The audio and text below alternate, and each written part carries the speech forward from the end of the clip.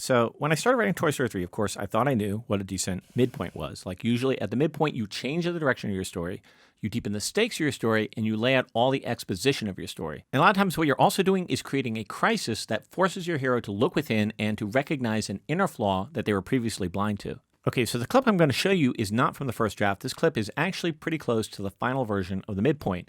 And we had already been through 4 or 5 sets of reels, and the midpoint was almost working, but not quite. So here it is, our 4th or 5th attempt at the midpoint of Toy Story 3. Okay, Andy's looking in the attic.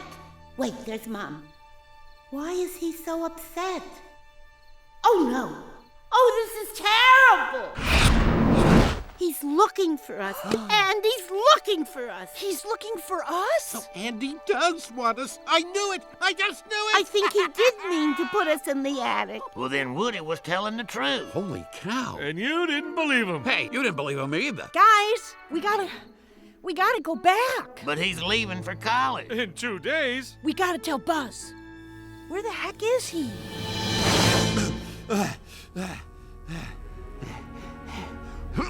Unhand me, you cowards! I demand to talk to Lotso! Zip it, Buck Rogers. You don't talk to Lotso till we say you can talk to... Ken? What's going on here? Okay, so that was the midpoint after about 2 years of working on the script. So we bring it in the main theater, we screen it for everybody, and the verdict from the Brain Trust was that it just wasn't working. And I remember Andrew Stanton saying, like, your midpoint feels like it comes 5 minutes too late. And also Gary Rydstrom said, like, it feels like you're treading water in the middle of your movie. And this is one of those exasperating times where you get these vague notes, and your first impulse, of course, is you just want to lunge across the room and, like, strangle somebody. But if I have one talent as a writer, it's my ability to restrain myself from lunging across the room and strangling people. So this is a good example of a situation where even if you don't know what the hell people are talking about, you still have to listen to them and try to find the note behind the note. So in the clip we just played, you have Jusay saying, fellas, we got to go home, which means you have a new story direction, right? But the very next thing she says is, where the heck is Buzz? And I thought that was a pretty good transition where Jusay goes, where the heck is he? And you cut and you find that Buzz is tied up in a closet. Like, I was kind of proud of that little clever transition that I did. But the reason that transition doesn't work is that it makes Jusay helpless. It makes her passive. It makes her luggage in her own story. Like, they've sent Buzz off for help and he hasn't come back, and now she's just stuck in the caterpillar room with the other toys. She's got a new story goal, right? We've got to get home to Andy, but she's stuck waiting for Buzz, and your story is now just treading water. Okay, so we get these notes that our story is treading water, and after floundering around for a couple of weeks, we finally realized we just had to shift the chronology of the scenes so that as soon as Jusay said, fellas, we got to go home, something different happened. So I'll just play the final version of the movie, and you'll see what's different. So here it is, the final version of the midpoint of Toy Story 3. He's looking in the attic. Wait, there's Mom. Why is he so upset? Oh no! Oh, this is terrible! He's looking for us. Andy's looking for us. He's looking for us? So Andy does want us. I knew it. I just knew it. I think he did mean to put us in the attic. Well, then Woody was telling the truth. Holy cow. And you didn't believe him. Hey, you didn't believe him first. Guys, we gotta go home. Lotso! Hey there. How y'all doing this fine evening? Thank goodness. Have you seen Buzz? There's been a mistake. We have to go. Go? Why, you just got here. In the nick of time, too. We were running low on volunteers for the little ones. They just love new toys now, don't they? Love? We've been chewed, kicked, drooled on. Just look at my pocketbook. Well, here's the thing, sweet potato. You ain't leaving Sunnyside. Sweet potato! Who do you think you're talking to? I have over 30 accessories, and I deserve more respect! Ah, that's better. Hey, no one takes my wife's mouth, except me. Give it back, you furry air freshener. Come on, guys. We're going home. Whoa there, Missy. You're not going anywhere. Oh, yeah? And who's gonna stop us?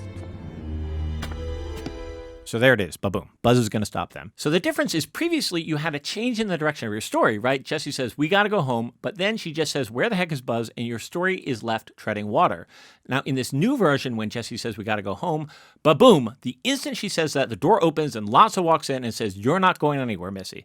So the lesson learned is that as soon as you have a new story direction, guys, we got to go home, you immediately need a new obstacle that your character has to overcome. So with Toy Story 3, I want to point out there's not just one midpoint in the movie. There's actually 6 different story threads, which means you have 6 different midpoints.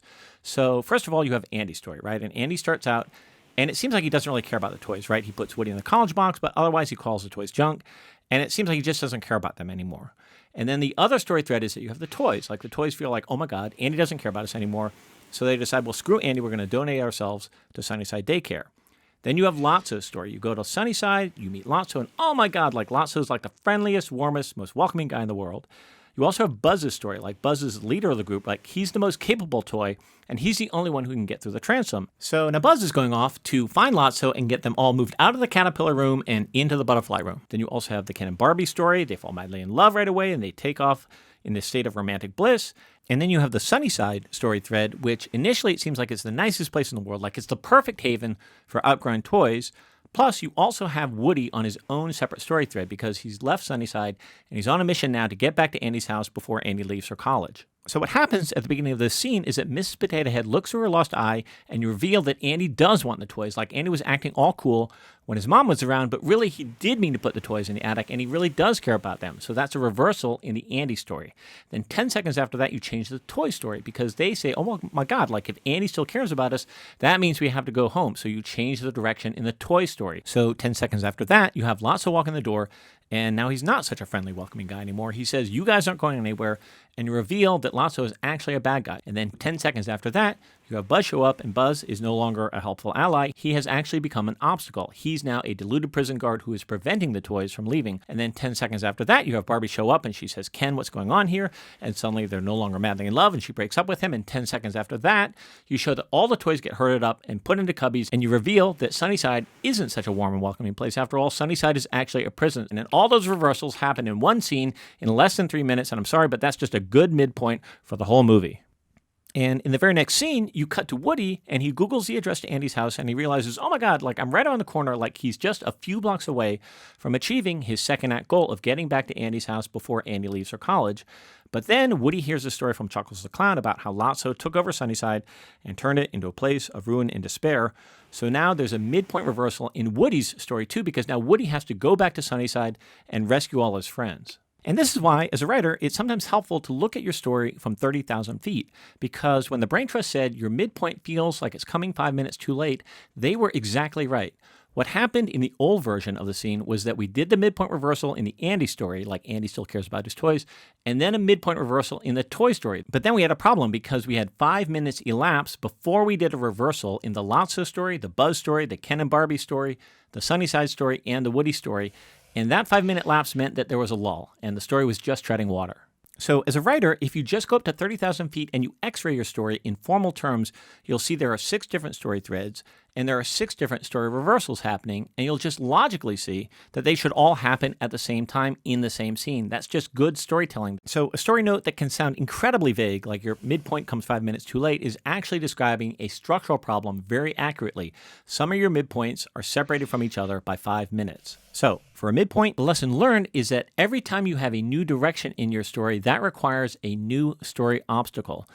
And your reversals, if you have multiple story threads, should happen in as close proximity to each other as possible. But the main thing is that you don't want your characters treading water, right? If they have a goal, they need to embark on a plan to achieve that goal right away, or they need to immediately encounter some sort of obstacle to achieving that goal. And they'll either succeed in their second act plan, or they'll fail in that plan when they get to the second act break.